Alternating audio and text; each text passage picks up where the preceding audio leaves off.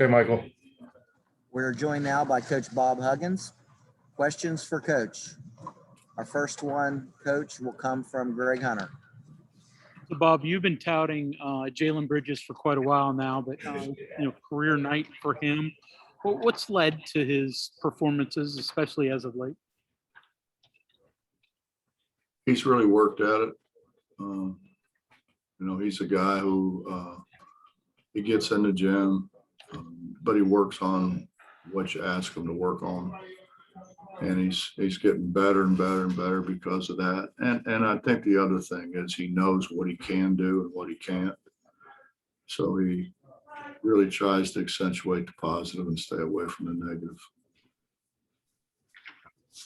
Coach, our next question is from Charles Montgomery.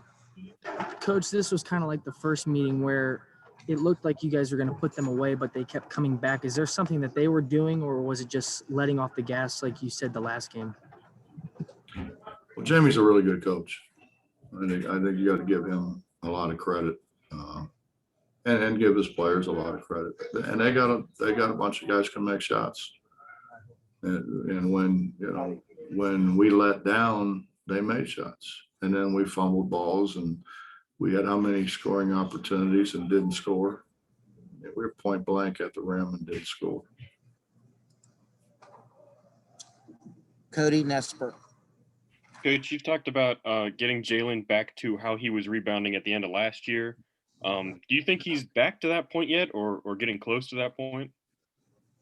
I don't think he's back to what he was at the end of last year yet, but we're asking him to do a lot of different things now too. So I think that plays into it. He's done a year ago he was just, he was on the second team. He was, there wasn't the pressure because he wasn't going to play any games because he was redshirting. Where, now he's not just going to get in, but he is a very integral part of what we do.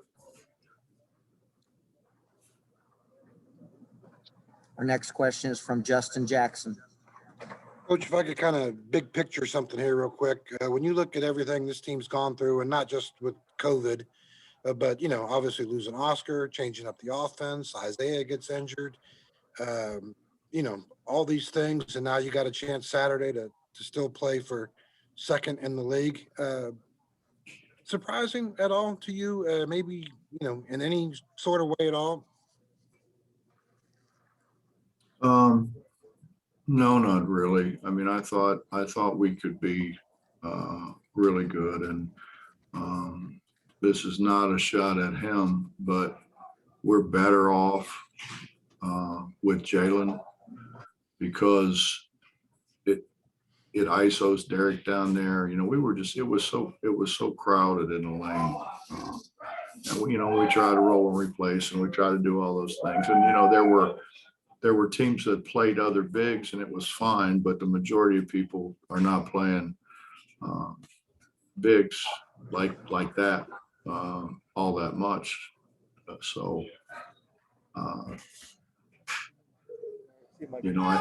think Isaiah's deal really hurt us because Isaiah is a skill guy. He can dribble it, he can pass it, he can shoot it. And he's a guy who, when he pops out, they have to come out and guard. They can't lay back in there. They've got to come out.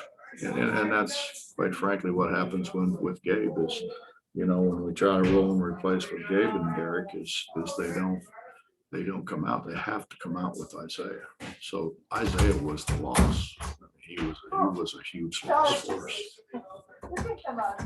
And then obviously you guys went without Jordan tonight. I think they said a lower back injury.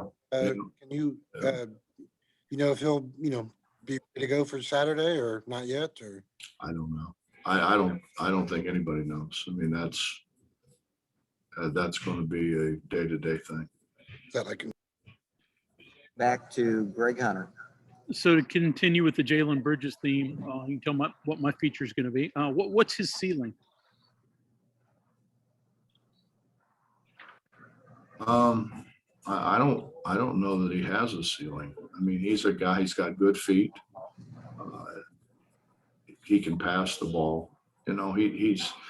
he's obviously going to end up probably being a 3-man and being out on the perimeter guarding and passing and handling the ball and those kind of things. I mean, he's got plenty of things that he can work on to continue to expand his game. But the great thing about JB is JB does what you ask him to do, and he really tries to excel at what he's asked to do.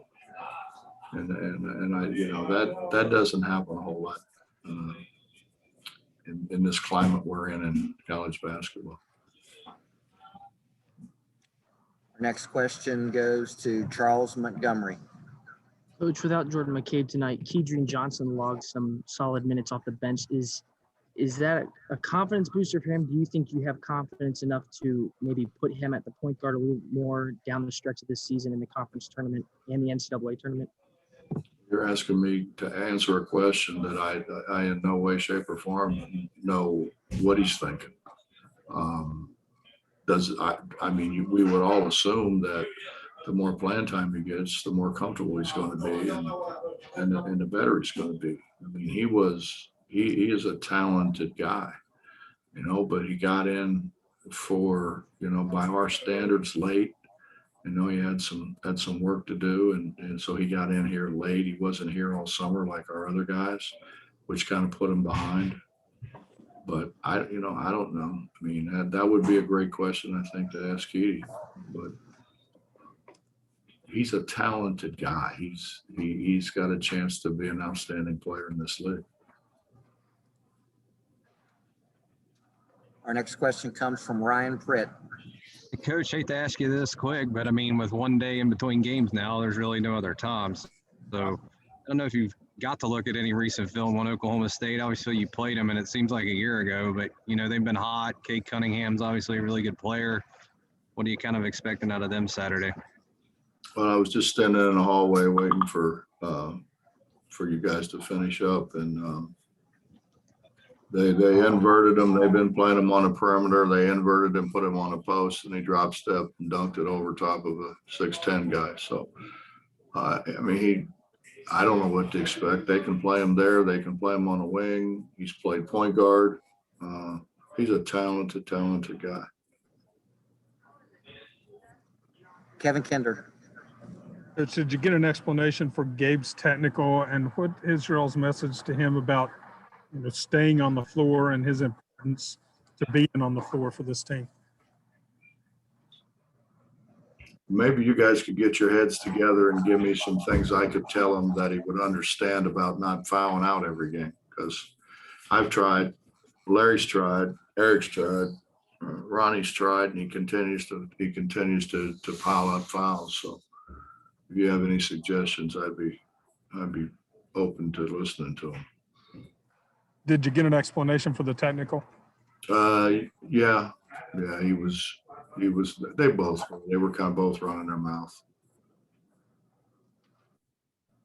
You can't do anything today. It's not, it's, you get technicals now for looking at people the wrong way. Justin Jackson. Hey, Coach, last one from me. Derek's 8 points shy for 1,000 for his career. And, if you go back to his freshman year and everything that he went through then and to this point now, the way he's grown into the game, is that one of the special things about being a coach is going on a journey like he's gone through? It's a bad day to ask me that, Justin, because he was anything but stellar today, although he did make his free throws. He's come a long way, but it's about consistency. If you want to go on and make money playing basketball, you have to bring it every day. And, obviously he wasn't alone. We didn't have anybody bring it today, but he's just got to become more consistent, and his skill level's got to continue to get better. He's obviously worked at his free throw shooting, and he's making free throws, but now he can't make a jump hook. So we've got to convince him that he needs to get back in the gym and work on, because he was really scoring on a jump hook. Now I can't make one. Any further questions for Coach Huggins? Coach, thank you for your time.